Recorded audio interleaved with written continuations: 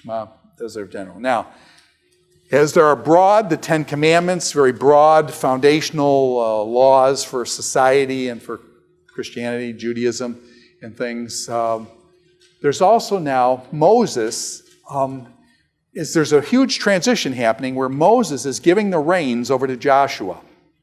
Moses is handing the reins of leadership over to Joshua, and there's going to be a big transition. As Moses is letting go, what he does is he sets up the institutions. Moses is over here on Mount Nebo. They're going to be going down across the Jordan River over to Jericho, and Moses can't cross the Jordan River. So he's up on Mount Nebo, and he's looking over Israel. This is, you guys are the land of Israel. And basically what he does is he sets up the institutions. In other words, this is almost like what do we call it? A constitution. Where Moses is saying, when you get into the land, these are the institutions that are going to rule your country.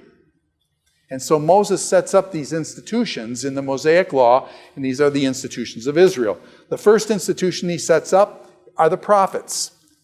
And in chapter 13, we see what Moses has to say about the prophets.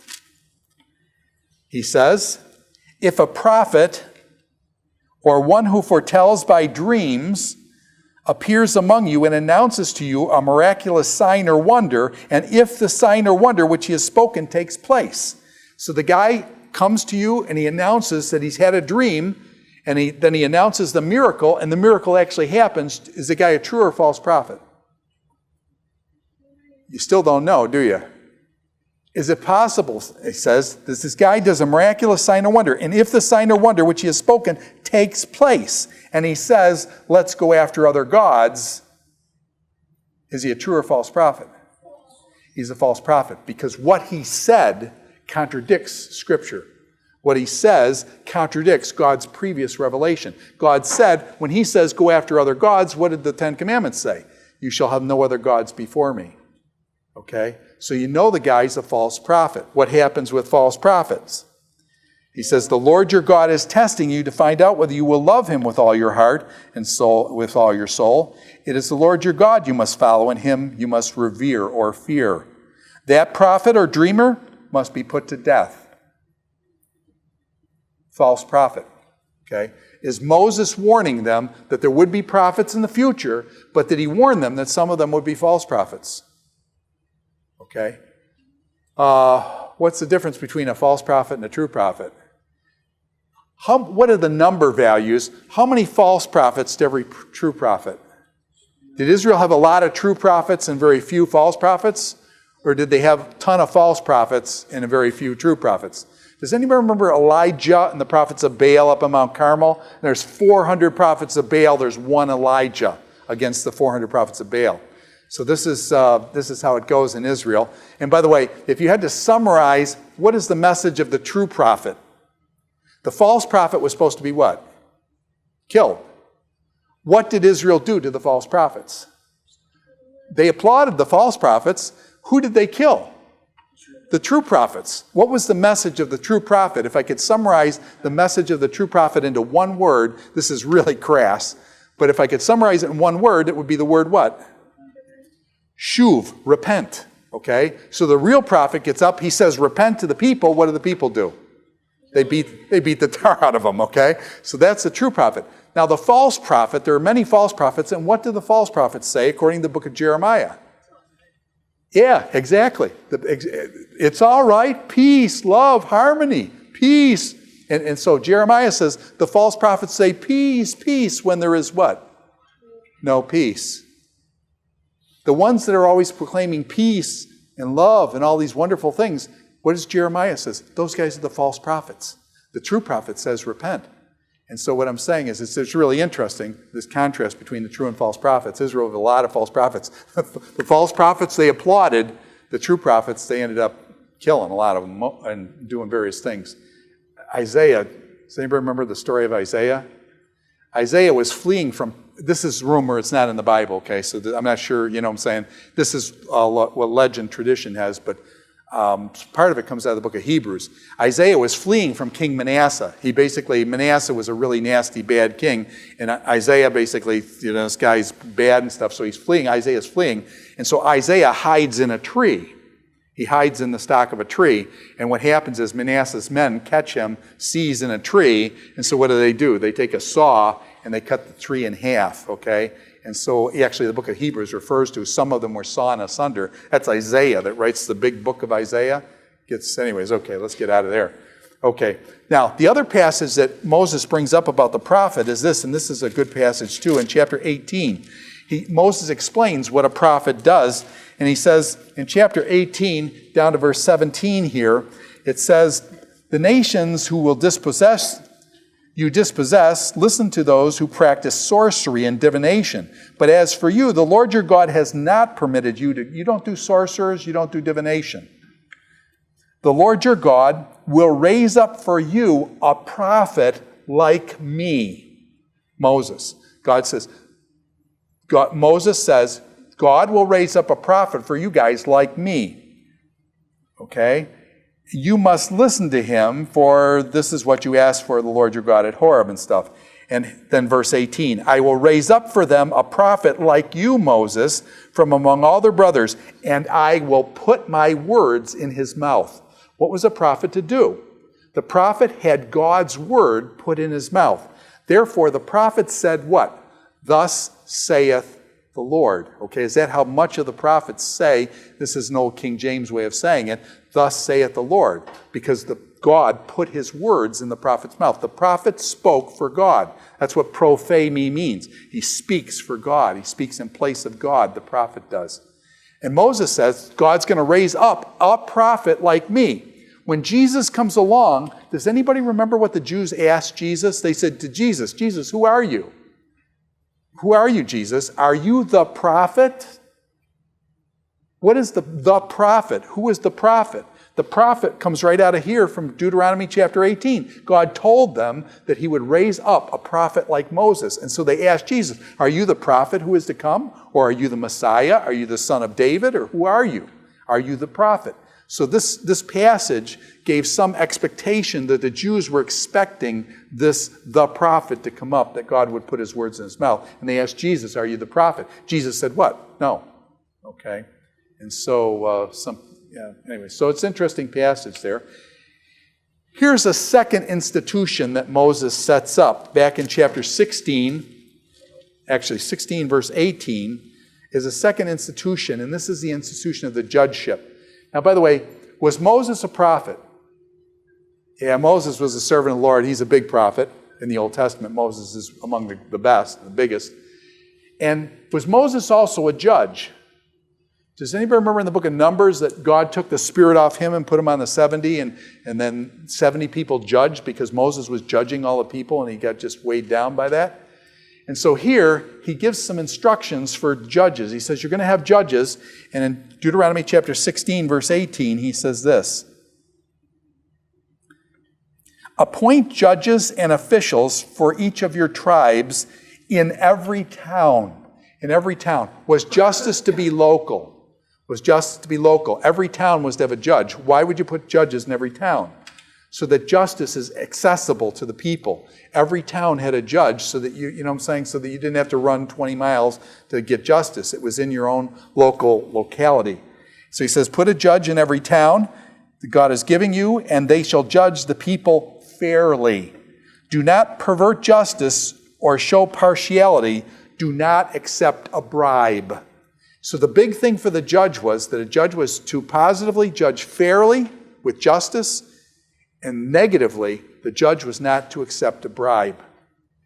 Are money and justice to be connected to each other?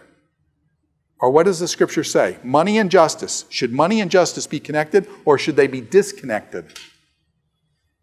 Okay? In our culture, once upon a time I was teaching in Indiana State Prison, maximum security prison.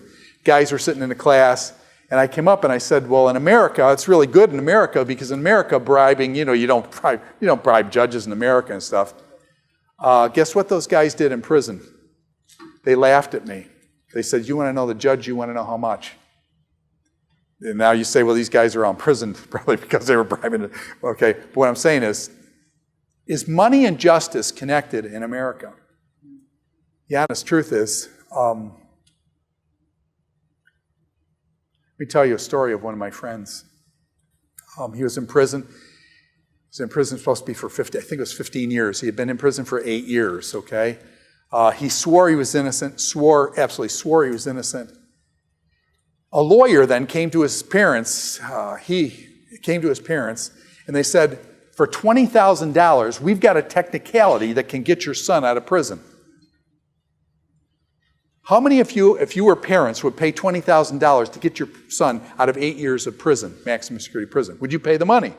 $20,000. Yeah, sure. You think what your parents pay, you send you to Gordon College. So they get off cheap like that. Anyways, $20,000. Okay, sorry, that was supposed to be a joke. It was a sick joke, but okay. All right, nobody's laughing. Everybody's ready to throw. Okay, sorry. Okay, but no, so the parents paid the $20,000. Guess what happened to the lawyer?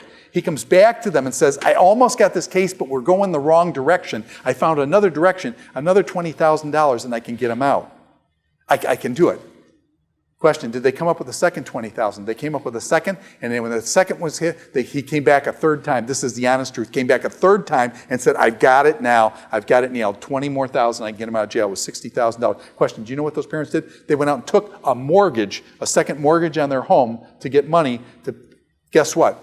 Question, I was at the trial. Question, did he walk out of there a free man? He walked out of there a free man. I'm serious. The guy got him off $60,000, and on the third try, the guy got the case thrown out, and he was exonerated, and he got out. Question, if he had been a poor man, would his tail still be in jail? But because his parents had money, question, were they able to get him out of jail? Is money and justice connected? You say, well, that's not right. It shouldn't be like the question, is that the way it is?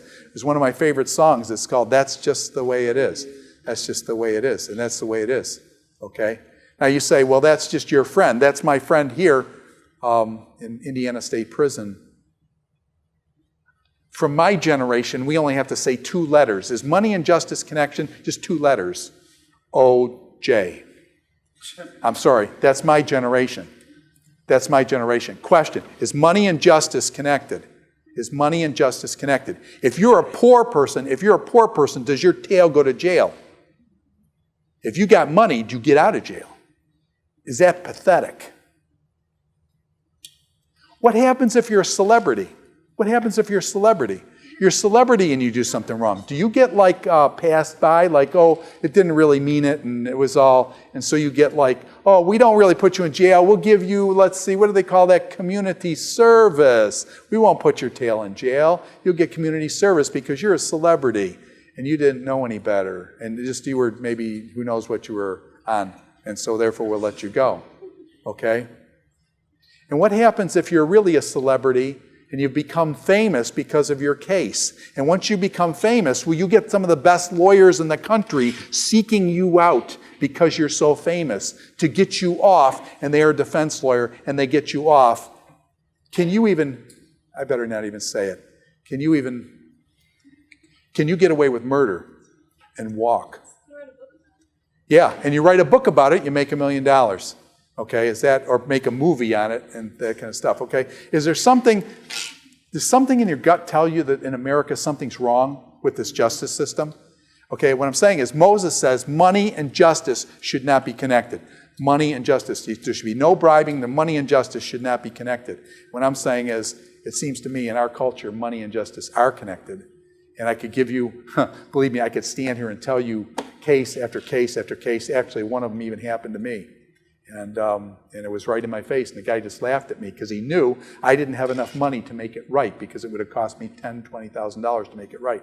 He knew he was wrong, but he knew I couldn't afford to hire a lawyer. And so the guy took advantage and stuff. Did he win? Yeah. Yeah. So that's just the way it is, okay? Sorry. So Moses says money and justice not connected.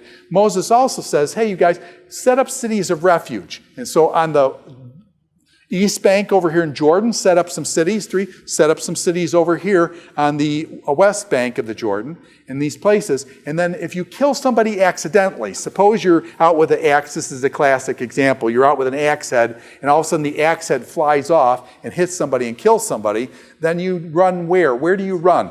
You run to the city of refuge. In the city of refuge, the elders of the city of refuge come out, they talk through your case and things, and if you are innocent and stuff, and the avenger of blood, now who's this avenger of blood guy? Like if somebody killed you and stuff like that, do you realize that then the family members would come after you? And there would be an avenger of blood from the family of the person you killed come after you and basically kill you. And so when you went into the city of refuge, did the city then protect you? And the avenger of blood was not allowed to kill you, okay, if you were in the city of refuge. Now what happens if you killed somebody on purpose and you fled to the city of refuge? The elders go through the case, and if the elders say you killed the guy on purpose, the elders hand you over to the avenger of blood, okay? So that's no good. So you only want to go to these cities of refuge if you were innocent. But anyways, if you were innocent, you could go to a city of refuge and be protected from the avenger of blood, okay? So cities of refuge, pretty important.